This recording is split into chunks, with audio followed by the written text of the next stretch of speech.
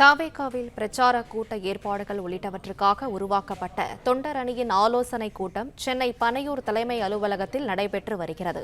இதுகுறித்த விவரங்களை செய்தியாளர் மகேந்திரன் வழங்க கேட்கலாம். மகேந்திரன், வணக்கம். விவரங்களை சொல்லுங்க.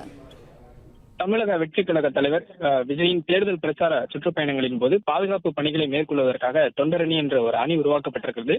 அந்த அணியின் ஆலோசனை கூட்டமானது தற்பொழுது பனையூர் அலுவலகத்தில் நடைபெற்று வருகிறது. குறிப்பாக விஜயை பாதுகாப்பதற்காகவும் தொண்டர்களை பாதுகாக்கவும் தொண்டர்களை ஒழுங்குமுறைப்படுத்துவதற்காகவும் இந்த தொண்டரணி உருவாக்கப்பட்டிருப்பதாக சொல்லப்படுகிறது. பாதுகாப்பு பணிக்காக ஒரு சட்டமன்ற தொகுதிக்கு ஒரு ஆண் ஒரு பெண் என 2 பேர் தேர்வு செய்யப்பட்டிருக்கின்றனர். குறிப்பாக தொகுதிக்கு 2 பேர் வீதம் 234 சட்டமன்ற தொகுதிகளிலிருந்து 468 பேர் தேர்வு செய்யப்பட்டிருக்கின்றனர்.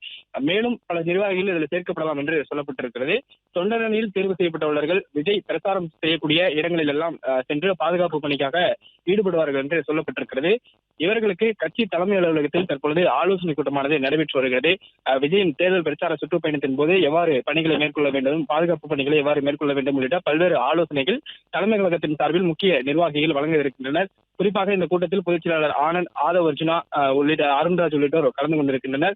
மேலும் ஓய்வு பெற்ற காவல் அதிகாரிகள் குழுவும் ஒன்றும் உருவாக்கப்பட்டிருக்கிறது.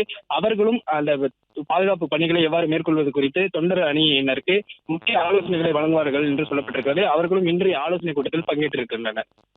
பிளே ஸ்டோர் மற்றும் ஆப் ஸ்டோரில் இருந்து பாலிமர் செயலியை QR கோடு மூலம் பதிவிறக்கம் செய்யுங்கள். செய்திகளை உடனுக்குடன் பெறுங்கள்.